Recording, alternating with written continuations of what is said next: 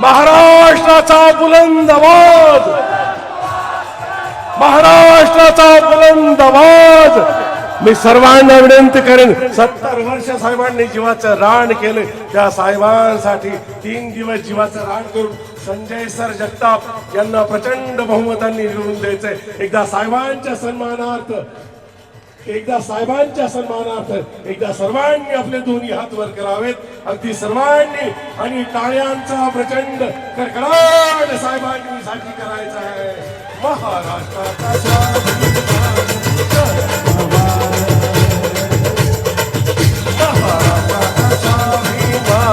शरद पवार. जरा दोन्ही हात वर करून वचन देत साहेबांना, रामकृष्ण हरी, रामकृष्ण हरी. धन्यवाद. या ठिकाणी महाविकास आघाडीचे अधिकृत उमेदवार माननीय संजय जगताप यांच्या हस्ते या ठिकाणी साहेबांचा सत्कार या ठिकाणी करण्यात येतोय. साहेब देखील त्या सत्काराचा स्वीकार करतायत. साहेबांनी टोपी घातलेली आहे. ही टोपी निष्ठावंतांची टोपी आहे. ही टोपी स्वाभिमानाची टोपी आहे. ही टोपी पुरंदरच्या अभिमानाची टोपी आहे. आणि आता मनोगत व्यक्त करतायत पुरंदरचा हवेलीचं लाडकं नेतृत्व, महाविकास आघाडीचे लाडके उमेदवार संजयजी जगताप सर.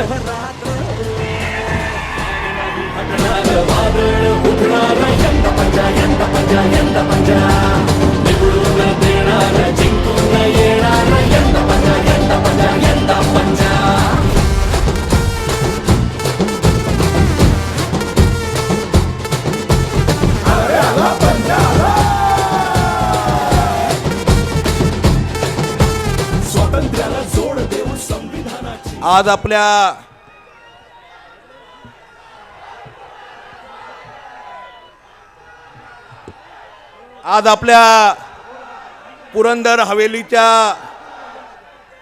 विधानसभा मतदारसंघातून उद्याच्या 20 तारखेला तुम्हा आम्हा सगळ्यांनाच पुरंदर हवेलीचा लोकप्रतिनिधी विधानसभेवरती पाठवायचा आहे. आपल्या सर्वांच्याच मतरूपी आशीर्वादाने आणि आदरणीय साहेबांच्या आशीर्वादामुळे खरं म्हणजे आपण सर्वांनीच 2019ला त्या ठिकाणी मला ही संधी दिली. गेली 5 वर्ष या भागामध्ये विविध काम करत असताना आज पुन्हा एकदा आपल्या सगळ्यांच्या समोर या देशाचे कृषी मंत्री, आपल्या सगळ्यांचेच आदरणीय नेते शरदचंद्रजी पवार साहेबांची विचारांची राष्ट्रवादी काँग्रेस पक्ष त्याचप्रमाणे उद्धवजी ठाकरे साहेबांच्या विचारांचा शिवसेना पक्ष, आप पक्ष असेल आणि महाविकास आघाडीमध्ये असणारे सर्वच घटक पक्ष, या सर्व घटक पक्षांचा महाविकास आघाडीचा उमेदवार म्हणून मी आपल्या सगळ्यांच्या समोर उभा आहे. आज आपल्या या प्रचाराच्या सभेसाठी खरं म्हणजे चातकासारखी तुम्ही, मी, पुरंदर हवेलीची जनता आदरणीय साहेबांच्या वाटेकडे डोळे लावून बघत होतो. आणि आज आपल्या सगळ्यांचंच आराध्य दैवत, आपल्या आपल्या विश्वास, आपल्या सगळ्यांची निष्ठा आजच्या या उद्याच्या निवडीसाठी आपल्या सर्वांना संबोधित करण्यासाठी या ठिकाणी मंचकावरती उपस्थित असलेले आपल्या सर्वांचंच आदरणीय व्यक्तिमत्व आदरणीय शरदचंद्रजी पवार साहेब, मंचकावरती उपस्थित असलेल्या राजस्थानच्या माजी शिक्षण मंत्री नदीम मॅडम, राष्ट्रवादी काँग्रेसचे जिल्ह्याचे अध्यक्ष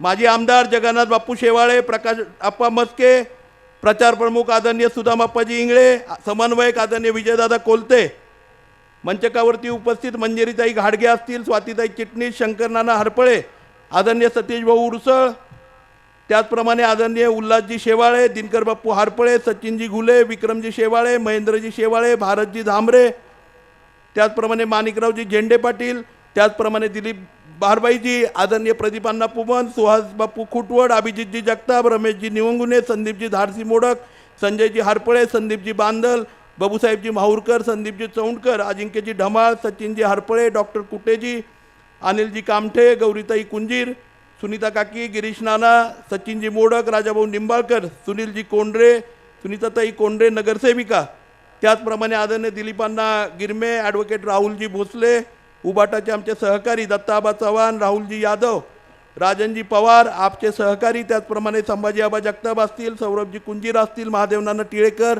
सासवड नगरीचे माजी नगराध्यक्ष, मार्तंडजी भोंडेसाहेब, नगरीचे सर्व नगरसेवक, उपनगराध्यक्ष, सर्व आपण उपस्थित मान्यवर. खरं म्हणजे आपल्या सगळ्यांना आदरणीय साहेबांचे विचार ऐकायचे आहेत, त्यामुळे मी सगळी नावं मंचकावरची घेऊ शकलो नाही, मी त्याबद्दल दिलगिरी व्यक्त करतो. परंतु मला या ठिकाणी मुद्दामून सांगायचं आहे, आपण सर्वांनी 2019ला एका मोठ्या विश्वासाने सुप्रियाताईंच्या मार्गदर्शनाखाली आघाडीचा उमेदवार म्हणून त्या ठिकाणी शरदचंद्रजी पवार साहेबांच्या विश्वासावरती आपण सगळ्यांनी मला 5 वर्ष या तालुक्याचं लोकप्रतिनिधी म्हणून संधी दिली. 5 वर्षाच्या काळामध्ये 2 वर्ष हे करोना सदृश परिस्थितीमध्ये गेले. 6 महिने अवघे आम्हाला त्या ठिकाणी कामकाजाला मिळाले आणि त्यानंतर 2.5 वर्ष या महाराष्ट्रामध्ये सत्तांतर झालं आणि खऱ्या अर्थाने काळोख दाटला. हे सगळं असताना सुद्धा कोविडच्या काळाचं कारण आम्ही कधी सांगितलं नाही. आपल्या खासदार आदरणीय सुप्रियाताईंच्या मार्गदर्शनाखाली केंद्र सरकारची जलजीवनसारखी योजना पुरंदर तालुक्यातल्या आणि हवेली तालुक्यातल्या गावागावापर्यंत पोहोचवण्याचं काम त्या ठिकाणी सुप्रियाताईंच्या मार्गदर्शनाखाली मंचकावरच्या सर्व उपस्थित सहकाऱ्यांच्या माध्यमातून प्रत्येक गावामध्ये केलं. कोविडच्या काळामध्ये DPR मध्ये काही त्रुटी राहिल्या, परंतु लॉकडाऊनच्या काळामध्ये ह्या सगळ्या मंजुऱ्या आम्ही त्या ठिकाणी घेऊ शकलो. त्यामुळे मला वाटतं महाराष्ट्रामध्ये पुरंदर तालुका आणि हवेली तालुका हा एकमेव तालुका आहे ग्रामीण भागातला जो जलजीवनमध्ये 100% त्या ठिकाणी पूर्तता करू शकला.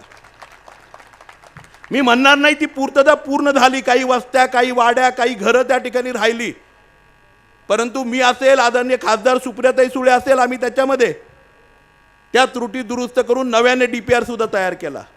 परंतु दुर्दैवाने आपलं सरकार बदलल्यानंतर लोकांना प्यायचं आणि वापरण्याच्या पाण्यासाठी आदरणीय सुप्रियाताईंचं असणारं स्वप्न, महिलेच्या डोक्यावरचा हांडा उतरला पाहिजे, घराघरापर्यंत, गावापर्यंत, वाडी वस्तीपर्यंत पाणी गेलं पाहिजे, याच्यासाठी मंजूर केलेला जवळपास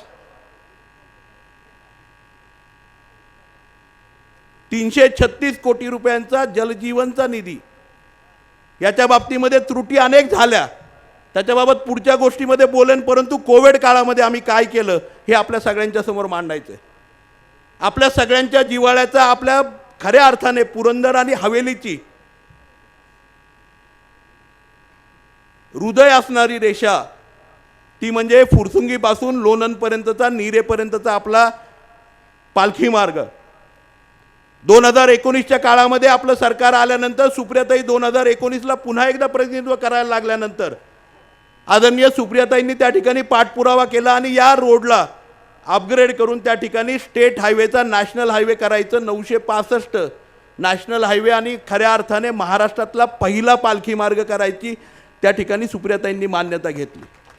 आणि ही संकल्पना नंतर सगळीकडे वापरली गेली.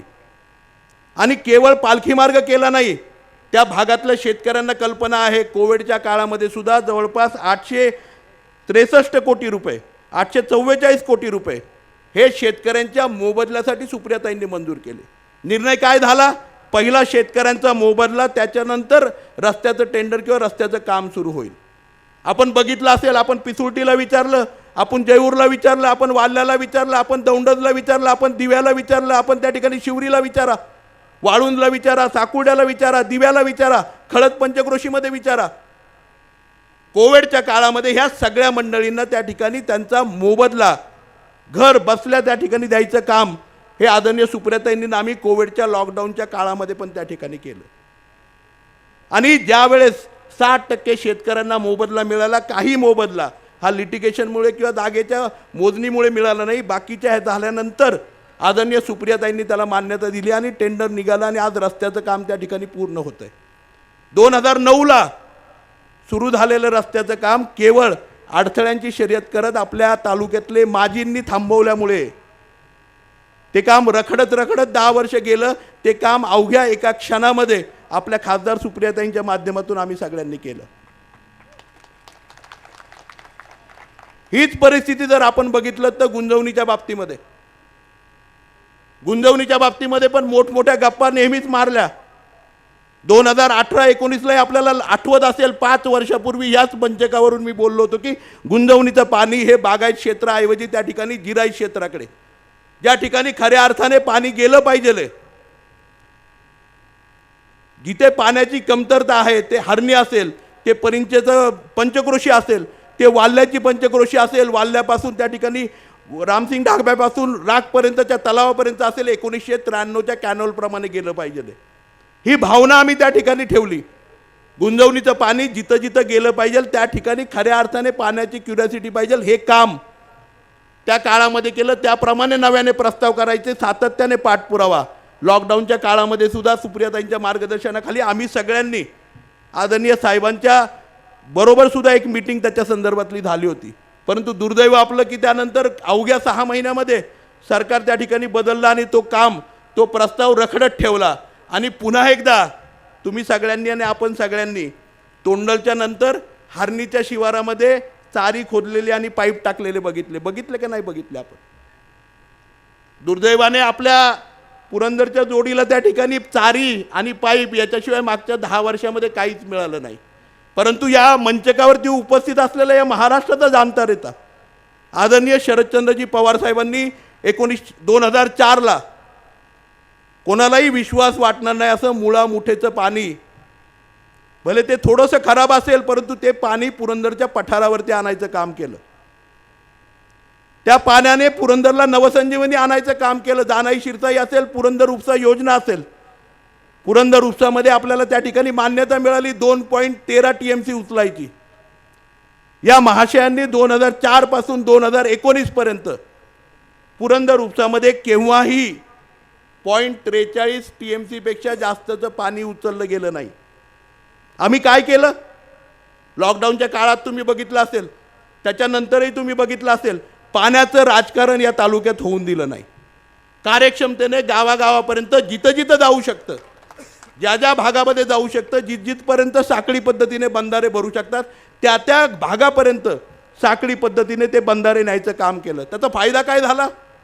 2019ला या तालुक्यामध्ये पूर्व भागामध्ये 50,000 टन ऊस हा पिकवला जात होता. आज 2023-24ला 7,25,000 टन ऊसाचं त्या ठिकाणी मागच्या वर्षी उत्पादन झालं. आम्ही सगळी मंडळी साहेबांच्याकडे गेलो. आज आम्ही पुरंदर तालुका काय म्हणतोय? आम्ही म्हणत नाही आम्ही दुष्काळी आहोत पूर्व भागामध्ये. आम्ही म्हणतो साहेब, आम्हाला आमच्या हक्काचं, शेतकऱ्यांचं स्वतःचं पुरंदर तालुक्याचा साखर कारखाना काढायचा आहे आणि नगरला नाही, इथे काढायचं आहे. पुरंदरच्या शिवारामध्ये आज ऊस फुलायला लागलाय आणि तिथे आम्हाला आमचा हक्काचा साखर कारखाना काढायचा आहे. हे स्वप्न आम्ही त्या ठिकाणी बघितलं. आज जर तुम्ही बघितलं, दानाई शिरसाईमध्ये सुद्धा 1 TMC पाण्याची मान्यता आहे. आपण नाही आणू शकलो, परंतु त्याच्यासाठी मान्यता आम्ही त्या ठिकाणी सुप्रियाताईंच्या पाठीशी लागून, आदरणीय साहेबांच्या पाठीशी लागून त्या ठिकाणी जवळपास त्या फॉरेस्टमधून 2000 मीटरची बंद पाईपलाईन आणतोय. येणाऱ्या काळामध्ये राजुरी असेल, अर्ध नायगाव असेल, रिसेपिसे असेल, पांडेश्वर असेल, ह्या सगळ्या शिवारांमध्ये पुरंदर उपसा प्रमाणेच त्या ठिकाणी आपल्याला ऊस शेती, फळबाग शेती, फुलशेती फुललेली दिसेल.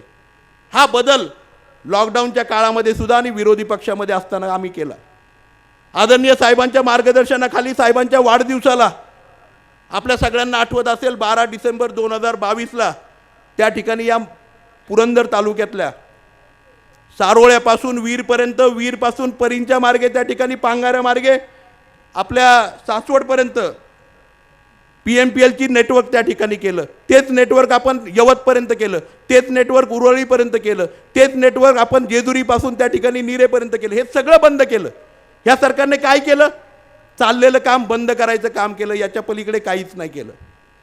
आज खरं म्हणजे बोलण्यासारख्या खूप गोष्टी आहेत, खूप साऱ्या गोष्टी बोलायच्यात, परंतु तुम्हा आम्हा सगळ्यांना साहेबांचे विचार ऐकायचे, त्यामुळे जास्त बोलण्यापेक्षा ह्या सगळ्या गोष्टी कोविड काळामध्ये केल्या. शरद कृषी भवनसारखी एक सुंदर वास्तू, तलाठी कार्यालय, गावागावाला सक्षम करण्याचं काम, त्या ठिकाणी तलाठी गावात राहायला पाहिजे म्हणून तलाठी कार्यालय उभी केली. कृषी पर्यवेक्षक गावामध्ये आला पाहिजे, शेतकऱ्यांचा संवाद झाला पाहिजे, त्यासाठी शरद कृषी भवन आज 5 गावांमध्ये कार्यरत त्या ठिकाणी झाले आणि 12 गावांमध्ये त्याचं काम चालू आहे. हे काम आम्ही मागच्या 5 वर्षामध्ये केलं.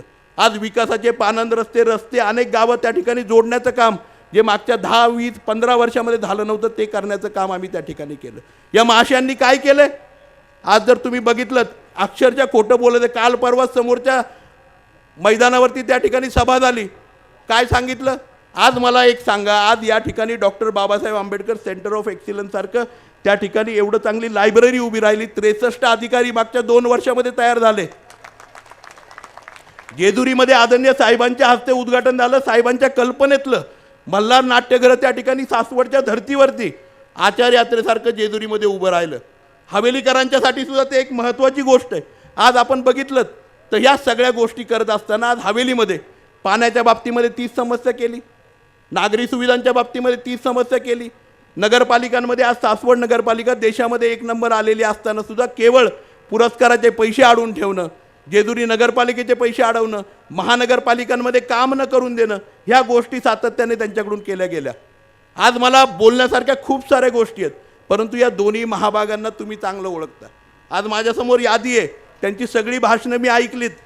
एक महाभाग काय म्हणतात, त्या ठिकाणी त्यांना बोलायला काही नाही आहे, माझे पुतळे उभे करायचे म्हणून म्हणतात स्वतःचे. या भारतरत्न डॉक्टर बाबासाहेब आंबेडकरांचा पुतळा ज्यावेळेस स्थलांतरित केला गेला न सांगता, त्यावेळेस आम्ही सगळी मंडळी पुढाकाराने गेलो, तो सगळा उभा करायचं काम केलं. छत्रपती शिवाजी महाराजांचा पुतळा आज आपण त्या ठिकाणी जेजुरीमध्ये उभा करतोय, अहिल्या सृष्टीची उभारणी करतोय, छत्रपती संभाजी महाराजांच्या सृष्टीची उभारणी करतोय, ह्या सगळ्या उभारण्या करतोय. आणि हे महाशय काय म्हणतात, माझा पुतळा उभा करायचा स्वतःचा. यांचं ध्येय काय, धोरण काय, तेच आहे. आज एक इमारत यांना संपूर्ण तालुक्यामध्ये आणि हवेलीमध्ये कुठे उभी करता आली नाही. आज TP असेल, त्यानंतर डेव्हलपमेंट प्लॅन असेल हवेलीतला किंवा जेजुरीचा सासवडचा, ह्या मंजुरीसाठी त्यांना काम करता आलं नाही. त्याच्या फाईल घेणं आणि फाईल मुंबईला नेऊन सर्वसामान्य शेतकऱ्याला सांगणं, वनीकरण काढतो, हे करतो, ते करतो आणि काय काय करणं, ह्याच गोष्टी करायचं काम त्यांनी त्या ठिकाणी केलं. आज दुर्दैव तुमचं आमचं असं आहे की सातत्याने बोलायचं, टीका करायची, स्वतःकडे न बघता दुसऱ्याकडे बोट दाखवायचं, ह्या सगळ्या गोष्टी करत ह्या तालुक्याला मागे न्यायचं काम या मंडळींनी त्या ठिकाणी केलं. आज तुम्ही बघितलं असेल टीका करताना कुठल्याही गोष्टींची, पुरंदर उपचा पाटबंधारे मंत्री माझी असताना सुद्धा या तालुक्यामध्ये पाणी फुलवायचं आणि त्या ठिकाणी पुरंदर उपसासाठी निधी आणायला यांना सुचलं नाही, त्यावेळेस हे झोपले होते. आणि आज निधी मंजूर केल्यानंतर त्या ठिकाणी ते म्हणतात की मीच आणला, हायवे पण मीच आणला. उद्या असं म्हणायला नको आहे की मीच तुला 2019ला निवडून आणलं होतं. दुर्दैव आहे आपलं सगळ्यांचं. तेच दुसऱ्या महाशयांच्या बाबतीत पण आहे. ते आज विकास कामं कुठली सांगतायत, ते विकास कामं सांगतायत आत्ता जे सुप्रियाताईंनी केली, रस्त्यांची कामं असतील, पुलांची कामं असतील, ती सांगतायत. मला एक गोष्ट विचारायची हो, या तालुक्यामध्ये अनेक प्रशासकीय अधिकारी आहेत, अनेक वेगवेगळ्या पदावरती काम करणारी मंडळी आहेत. जो ज्या खात्यामध्ये गेला त्या ठिकाणी पुरंदरचा शिक्का, पुरंदरचं नाव, पुरंदरच्या कार्यकर्तृत्वाने पुरंदरच्या हवेलीच्या भागातल्या मुलांना तिथे रोजगार देण्याचं काम केलं. या महाशयांनी म्हाडामध्ये कुठे केलं, ठाण्यामध्ये कुठं केलं, मुंबईमध्ये SRA कुठं केलं, नाही केलं. यांचं नाव फक्त आदर्शमध्ये आलं का नाही आलं. आज आपण अभिमानाने, माजी सैनिकांची सगळ्यात मोठी महाराष्ट्रातली संघटना ही पुरंदर तालुक्यामध्ये आहे. 1971च्या युद्धामध्ये ज्या रणगाड्याने भारताला विजय मिळवून दिला, तो T-50 रणगाडा आज त्या ठिकाणी छत्रपती चौकामध्ये त्या ठिकाणी सासवड नगरपालिकेच्या समोर उभा आहे. हा अभिमान तुम्हाला आम्हाला देशाचा आहे. आणि काही मंडळींना काय हो, सर्वसामान्य जवानांच्या जमिनीमध्ये त्या ठिकाणी लाटण्याचं काम अधिकार असताना ज्यांनी केलं, ते आज आपल्याला मतरूपी भीक मागतात. आणि आज काय करतायत, आज ते काय करतायत, तर आज आपल्याला त्या ठिकाणी बघितलं असेल, आज आपल्याकडे लग्न कार्य असलं की आपण त्या ठिकाणी आहेर देतो, पाकिट आहेराचं, बरोबर ना? सध्या पाकिटाचं काम लय जोरात चालू आहे आपल्या तालुक्यामध्ये. कितीचं पाकिट पाठवायचं, कितीचं पॅकेज पाठवायचं, कुणाला काय करायचं. आणि मधल्या काळामध्ये तर काय, माझ्या निष्ठेवरती काँग्रेस पक्षाच्या त्या ठिकाणी त्यांनी बोट दाखवलं.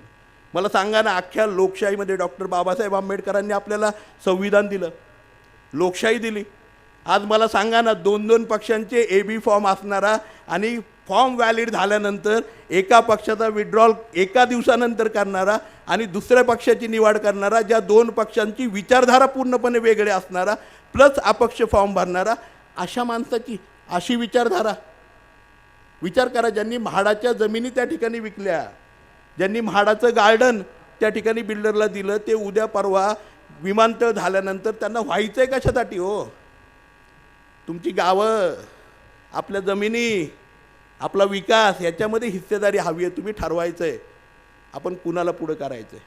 असोत, नम्रपणे मला जास्त टीका करण्यापेक्षा साहेबांना जास्तचा वेळ द्यायचा, वेळ खूप कमी आहे. आज आम्हा सगळ्यांना साहेबांचे विचार ऐकायचे आहेत. मी आपल्या सगळ्यांचं मनापासून आभार मानताना एकच विनंती करेल, आदरणीय शरदचंद्रजी पवार साहेबांचे विचार, राहुलजी गांधी साहेबांचे काँग्रेसचे विचार, त्या ठिकाणी उद्धवजी ठाकरे साहेबांचे जळजळती मशाल, ह्या सगळ्या गोष्टी घेऊन पुरंदर आणि हवेलीचा प्रत्येक प्रश्न, प्रत्येक विचार, आपल्या सगळ्यांचे सर्व प्रश्न, अडीअडचणी या सगळ्या घेऊन पुरंदरचा प्रतिनिधी म्हणून, पुरंदर हवेलीचा लोकप्रतिनिधी म्हणून त्या ठिकाणी मला विधानसभेवरती आपण सर्वांनी पाठवावं. आपल्या सगळ्यांच्यासाठी पुढची 5 वर्ष तन मन धनाने त्या ठिकाणी मी माझा प्रत्येक आयुष्यातला क्षण आपल्या सगळ्यांच्यासाठी या ठिकाणी ठेवेल, एवढीच विनंती या ठिकाणी करतो. आदरणीय साहेबांना त्या ठिकाणी विचार व्यक्त करायचे आहेत, त्यामुळे अधिकचा वेळ घेणार नाही.